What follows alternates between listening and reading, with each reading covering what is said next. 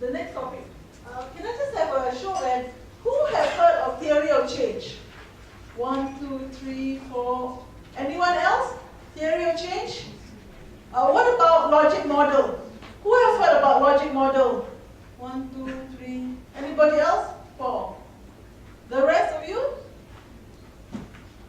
You see, sometimes when you apply for grants, international grants, they actually ask you to include the logic model. Have you seen who have applied for grants from International Aid Agency? Can I see a raise of hand? 1, 2. Anybody else have applied for grants from International Aid Agency? No, only 2, 3. Can I know what international agency did you apply for? I haven't talked to you. Pardon? EU. For you, EU. What about you? What about you? USA. Okay, some international aid agency do ask you for the logic form, a logic model, or the theory of change. They do ask. So it's good to know. But the reason it's good to know is not because the donor asked for it. It's really good to know for many, many reasons. Really, I love theory of change. Love theory of change. In fact, with this theory of change, if you put your theory of change model for your organization in one page, that one page, you can use it to talk to so many people, to your employees, to your donors, to your stakeholders, to the press. This one page. From that one page, you can also use it for your elevator speech. Remember, if you meet a donor, if you meet someone in the lift, you're only on the 5th floor, if you know your theory of change, you can say what you do in 3 minutes. So what really is theory of change? So many jargons, right? This is what we're going to cover in this session. What is theory of change? How are you going to design it? What is the difference between theory of change and logic model? Really, in a nutshell, first of all, I must tell you, I have very short attention span. And I don't have very long-term memory. Everything that I do, I always try to keep it short. Just keep it to 1 or 2 data points. Because I know if anything that's too long, too big, I will not remember. So, likewise, most of what you're going to see are really 1 or 2 points to describe the whole concept of theory of change. What you will get. Okay, theory of change will show you what are the resources that you need to run your program. How much money you need, what are the staff, what are the time you need. It will show you what your program will do. It will also show you what you hope to achieve. Everything in one page. Isn't it fantastic? Just everything in one page. And this is what theory of change will help. What is the role of theory of change? I look at the attendance sheet. I see many of you are running your own organization. You are president, you're managers, you are program coordinator. All of you are leaders. You are in charge of a team of people. You are in charge of your program. So what theory of change model will help you is to help you plan, strategic planning. You can use it as a management tool to know how much resources am I doing it. Do I need more staff in this program? Do I need more number of counseling? You use that same piece of paper to also communicate to your donor, to your stakeholder, to say, this is the activity I'm running, and this is the outcome we will produce, and that will lead to the impact. So really, it's something that you can use for fundraising, use for monitoring. Here, agreement building, just want to stress this, especially as a leader, if you want your staff to do something, you want to influence them to do, you really need to do monitoring and evaluation. They're like, yeah, sure. you know. But if you use theory of change to show them the link, you are able to build agreement, consensus. This is also the document that you can use to speak to your board members. How do you do it? What is it really? Theory of change is really, it starts from the end. It's a reverse engineering, right? If this is a phone that we want to have, we have to think about the phone. Okay, we have this phone, this is the thing. And then you think of, okay, to make this phone, to build this phone, what do I need? I need the components inside. But you think and imagine the end result first. And very simple, in a nutshell, if you don't remember anything else that I say, just remember this graph. Very simple. Input equals to input flows to output, output flows to outcome, outcome to impact. Outcome will be the outcome of your program. What is input? What is output? I'll just show you. Output are money, staff, time. These are, input. These are input. What is output? Will be the activities you conduct. Number of counseling session. Counseling session. Training, workshop. Those are your activities. Here, quantitative will be number of training session, number of counseling session.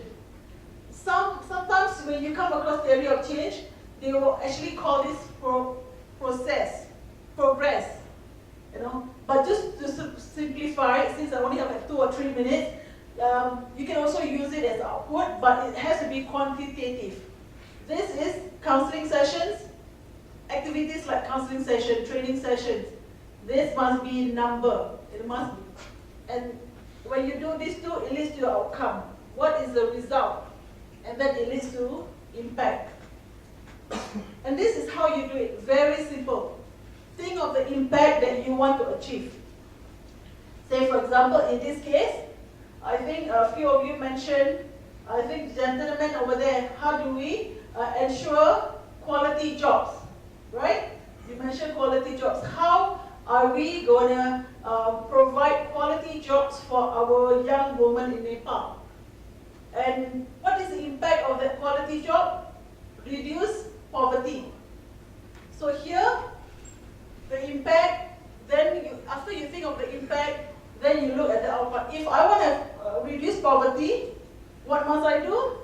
The outcome is quality jobs for our young women. Not just more jobs, they're already working. You see the Nepalese women, like what Jasmine shared. 80% of them are in the workforce. So that is the outcome you want, quality jobs. If the quality job is the outcome, what is the activity and how many times must you run it? And then if you know that is the activity, the number of times, how much money you need, who are the staff you need. So this is how you do it, very simple. You won't get a 10-page instruction, you'll just get 1-page instruction. So now this is our focus of our workshop today. This is what we are focusing on today, right? We are now focusing on reduce poverty, increasing income, creating wealth. That is the impact. How are we going to do it? More jobs and better jobs. Okay, here, like what Jasmine said, 80% of the women are already working. And a lot of the young men are also working. They're not working in Nepal, they are working outside Nepal, in Gulf area. That's why, if you look at the remittance, Nepal actually has the highest percentage of inward remittance in the world. 25% of GDP are inward remittance, a lot of money. So that means we also want the young men and women who are working in the Gulf states to work in quality jobs, so better jobs. So if I want to create my outcome to be better job, what must I do? I must look at these three. Here, I must look at human capital. What is human capital? The training, the skills that you are already doing. Infrastructure. If let's say if it's better job, I think somebody mentioned about value change, right? The avocado or strawberries, value change. How can the woman farmers get more money for the vegetables? So we are looking at value change.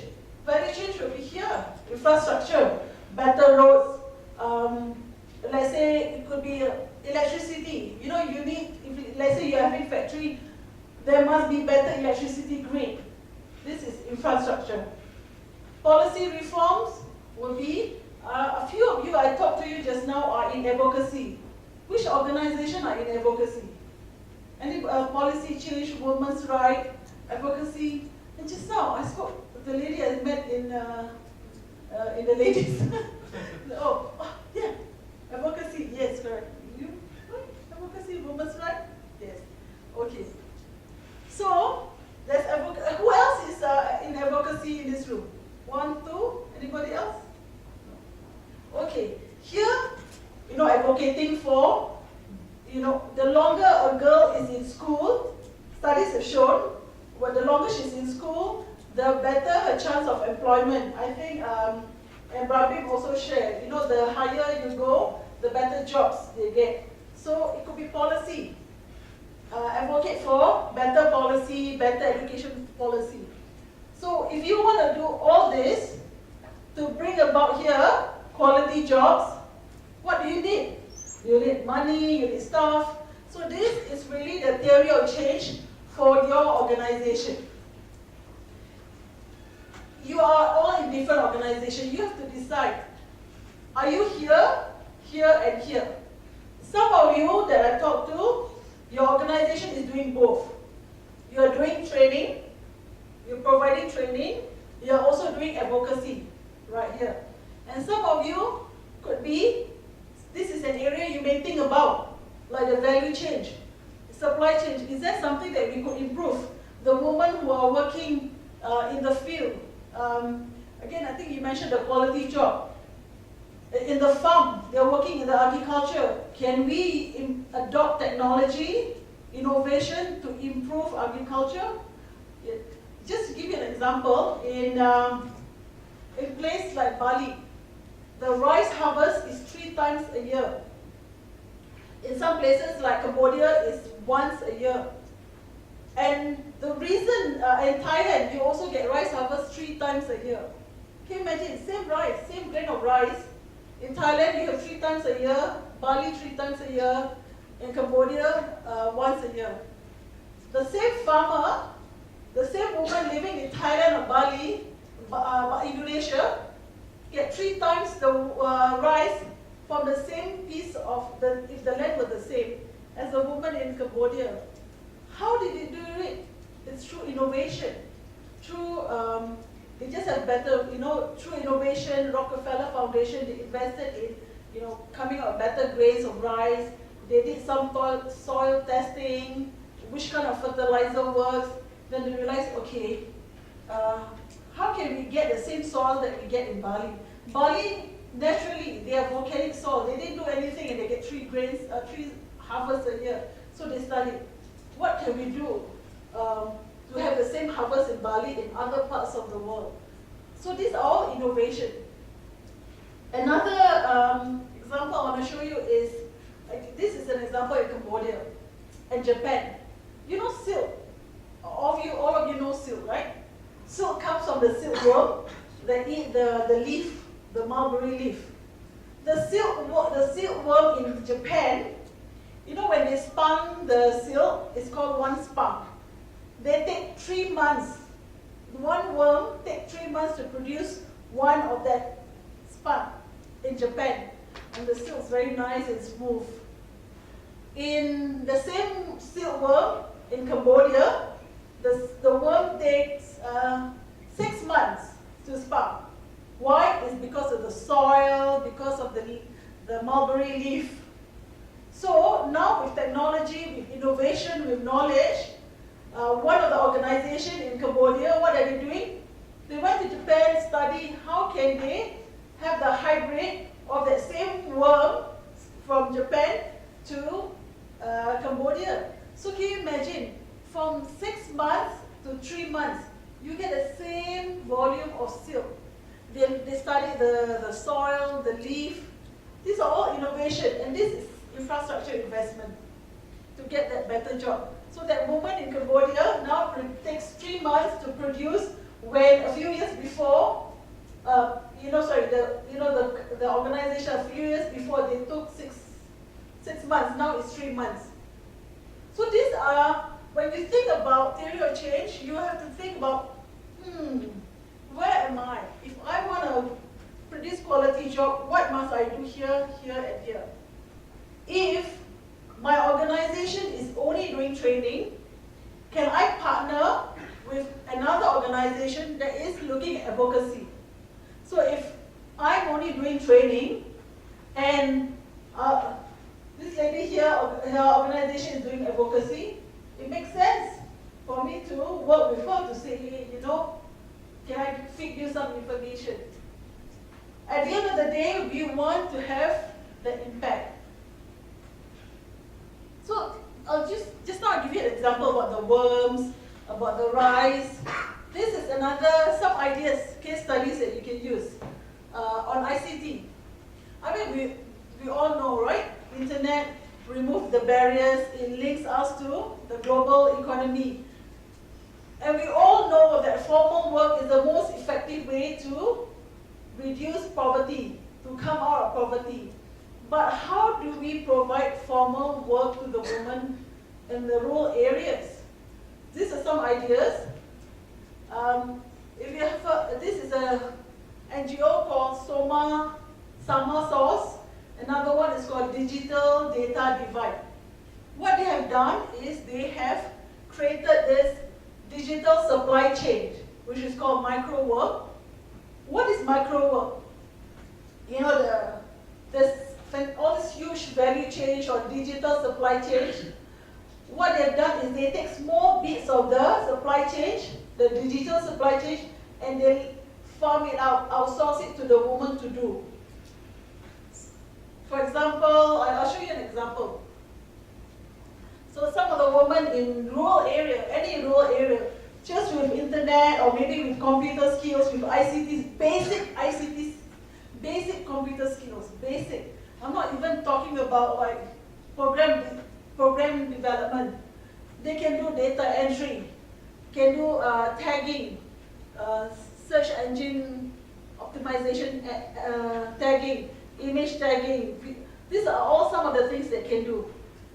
This, depending on their skill level, it could be just data collection, data mining, changing, scanning. Let's say on eBay, some of the eBay source out this job for various micro work to tag the image. So these are some of the things that you can think about.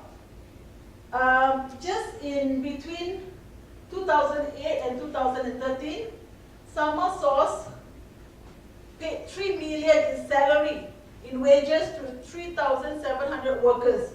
And these are workers based in India, in Kenya, based in the rural area. They are not in US, not in US, based in Kenya and India. They get jobs from eBay, from Google to do this micro work. And it's quite a lot of money. It's good money, isn't it? 3 million US dollar to these workers within their spheres. That's one idea for you.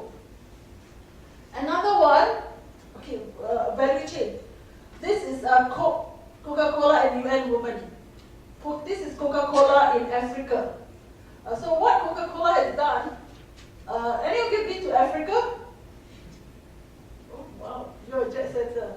You see, if you've been to Africa, countries like Kenya, South Africa, you can find a bottle of Coke in every village. I notice Pepsi is more popular here, but in Africa, Coke is very popular. You can find every village, you can find small shops or someone's house. They sell bottles of Coca-Cola in homes. You can find it everywhere. And so what UN Women has done is they thought like, wow, Coke has such fantastic supply chain. They're in every village, and they have women selling bottles of Coca-Cola or potato chips in their house. Like provision, selling small provision in their house, and the people from the village will come and buy. Coke is already there. So UN Women partnered with them to say, we want to deliver this financial education to the women who are running all these small mini mart in their home. Since you have all of this network for years, you know who they are, you've been delivering your bottles of Coke, can we get a guy who deliver the bottles of Coke to the home, to the woman, to also bring our instructor to teach them financial education, to teach them how to run a small business. And a lot of the women who have been in this program, in fact there are 5,000 of them, says one of the mistakes they used to make was they have their money, the money for their home and the money they get from the shop, they mix it up together. So they do not know how much they earn. Because maybe their child is sick, they will use the same money from selling the Coke, they do not know. So they were taught this financial education through the supply chain. So that's something you can do. Partner with a private sector. Trust me, private sector, they know how to get in every village, whether it's mobile phone, just see which private sector has a connection, supply chain in every village. Try to partner them. Partner them so that you can partner their supply chain. Okay, this is another example. This is another organization in Cambodia.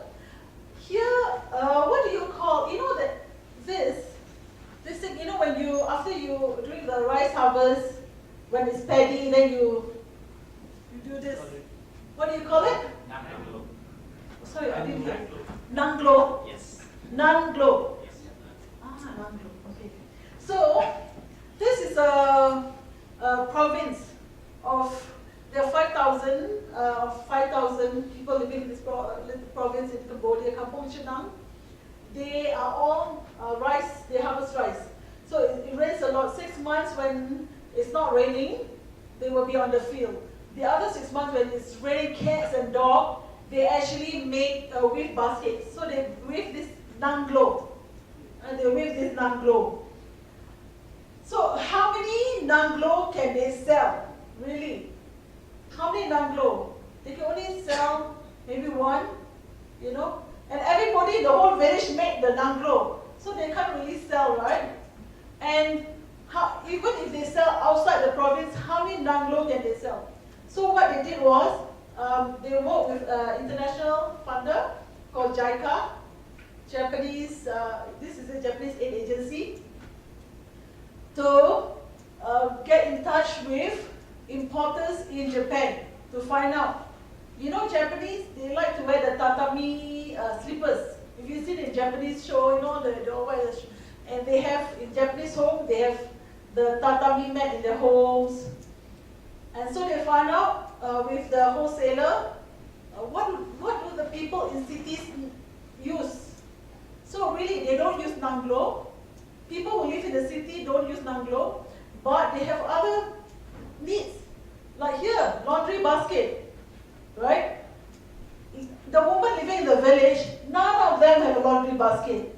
Not a single one, because to them, like, why would I need a laundry basket? When the clothes is dirty, when having my bath, I wash my clothes, I don't need a laundry basket. So the concept of just the laundry basket itself is alien.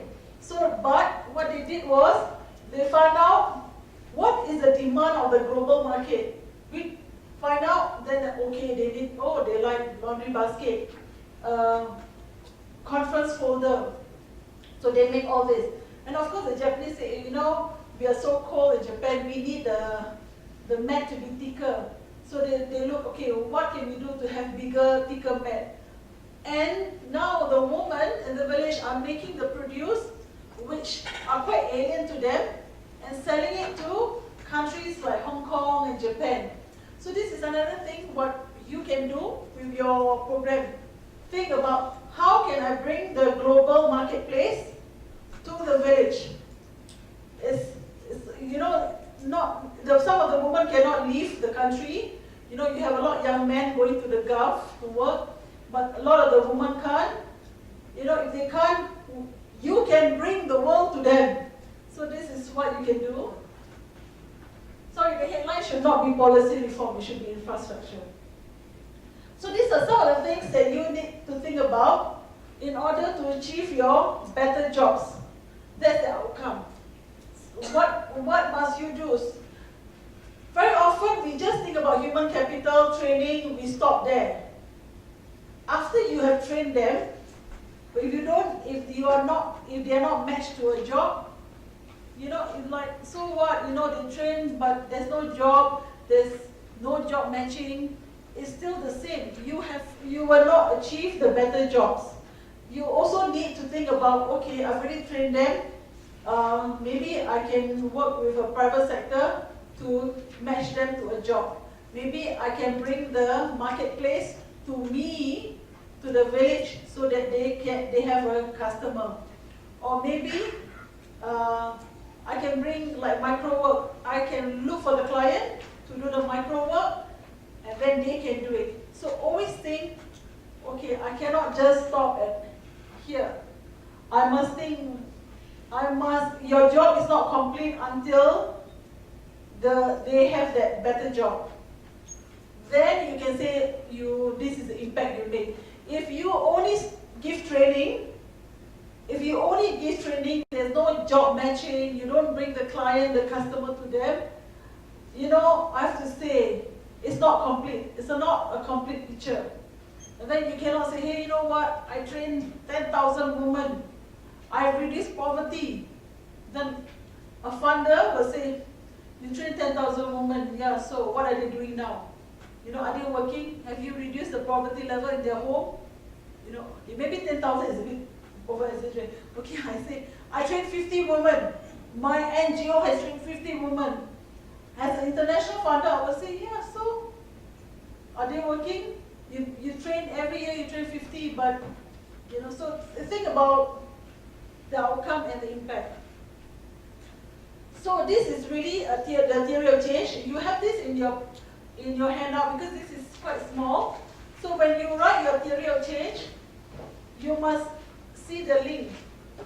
See the money leads to what do? We conduct workshop.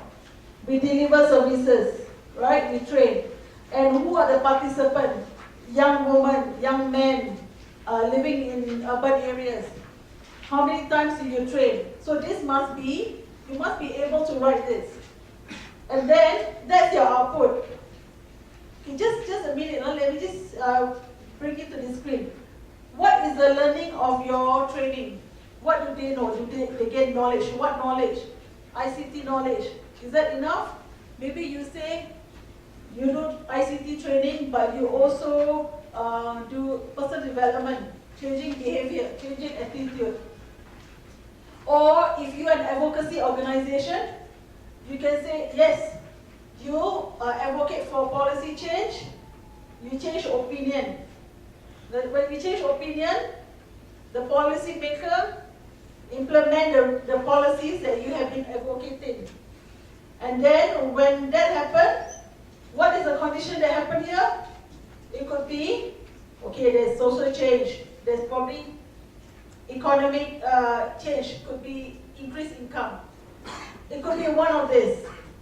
So you can see your activities leads to what is the learning. This learning leads to the action. So when I have learned to become, say I go to a training where I learn self-development, I become more confident. I become confident, right? So here I become aware, I become more confident. Because I'm more confident, I apply for the job. So my behavior has changed. I apply for the job. And I stayed at the job. So after I stayed at the job working for 1 year, my income changed. So you can see it will be one of these conditions. So you should be able to write this for your organization. Okay, the difference between logic model and theory of change. I think somebody raised a hand about logic model. Who was it that raised a hand for you? What is the difference? Logic model is smaller. Logic model is based on a program. Like this is a program, gender-based violent program. I'm running a gender-based violent program, and this is my impact. Improve health and safety of the gender-based violent victim. It's just a program. Well, theory of change is not just a program, it's the whole organization. Everything that the organization do. You can even do it for the sector. You can even do for, say, the HIV or child's rights sector. So theory of change is bigger. When you do your theory of change, these are all the questions you will be able to answer. You will be able to answer what is the nature of the problem. You will be able to answer what is the primary objective of my program. What are the interventions? How am I going to monitor it? How am I going to implement it? And then how am I going to evaluate? The job is not done until the evaluation is done. So now, in your group, if you're working, sitting beside your organization, your colleague, you do this together. If you're not, you can move around so that you do it together in your same organization. I would like you to, you'll be presenting, by the way, after this. I would like you to now develop your own theory of change for your organization. And as I do not want you to put the training, capital investment. Think about something else that your organization can do to bring about quality jobs, better jobs. The jobs here does not just mean here in Nepal. It could, because you have very high outward migration, it could also be jobs anywhere. It could also bringing like micro work, bringing the work to the village. So think, can you do now? We'll start now. Think beside training, what else can you do to bring about that outcome? So, okay, maybe we'll spend the next 10 minutes before we break for lunch. Then we break for lunch. After lunch, we will have each table present. Each of the table to present your theory of change. So can we have 10 minutes? Then we break for lunch. Then we come back, we will do the sharing. I'd like to hear what you're going to do. Anything beside training, beside capital, human capital. Okay, so over to you. We'll hear, we'll hear what you have to do. And then we break for lunch in 10 minutes time.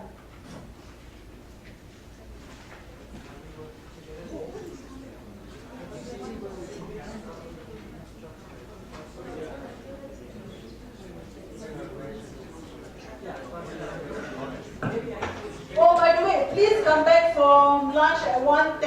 Ma'am, I think we missed, a little bit of confusion with the instruction because you were saying to share with the person who we are organizing, but later you said you wanna share through the table. Why don't you work between the table to make also that I think verify the. Okay, good point.